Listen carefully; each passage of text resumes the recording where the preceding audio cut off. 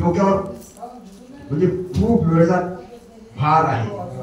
तो भार असा आहे की एका लेखकाने आपलं कथन केलं आणि कथन केल्यानंतर त्याचा जो प्रसंग माझ्या डोळ्यासमोर राहिला तो प्रसंग शाहीर मालती माटोते यांनी मगाशी सादर केला.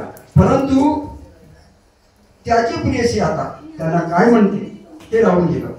प्रियकरांना आपली भावना व्यक्त केली पण प्रियसी काय म्हणत होती त्यांना हे आवश्यक आहे. आणि म्हणून ते बापू आणि बापूचे ती प्रियसी जरा ऐका ती काय म्हणते.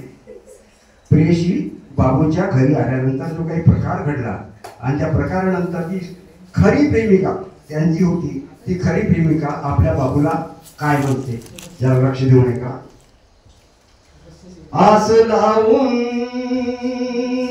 तुमच्या घरी मी आली, आस लावून तुमच्या घरी मी आली, तिथेही माझी निराशा झाली, तिथेही माझी निराशा झाली. आस लावून तुमच्या घरी मी आली, सासूरवाडीत भोगला सासूरवास, दारुड्या नवऱ्यामुळे झाला किती त्रास. सासूरवाडीत भोगला किती सासूरवास, दारुड्या नवऱ्यामुळे झाला किती त्रास. येत होते हे रडत अश्रू गाली, तिथेही माझी निराशा झाली, तिथेही माझी निराशा झाली. आस लावून तुमच्या घरी मी आली, हो तिथेही माझी निराशा झाली, तिथेही माझी निराशा झाली.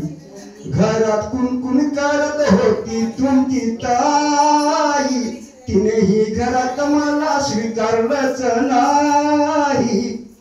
घरात कुणकुण करत होती तुमची ताई, तिनेही घरात मला स्वीकारलंच नाही. उतरली माझ्या या चेहऱ्यावरची लाली, तिथेही माझी निराशा झाली, तिथेही माझी निराशा झाली.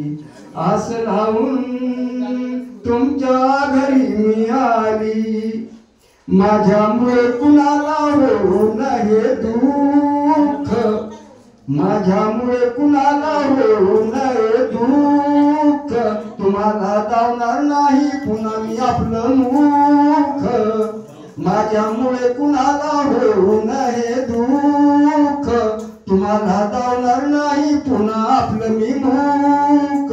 होऊन गेले तर ती घराबाहेर निघाली, होऊन गेले तर ती घराबाहेर निघाली, तिथेही माझी निराशा झाली, तिथेही माझी निराशा झाली.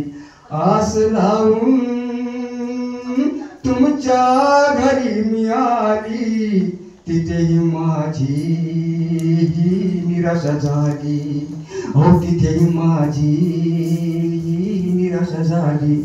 जय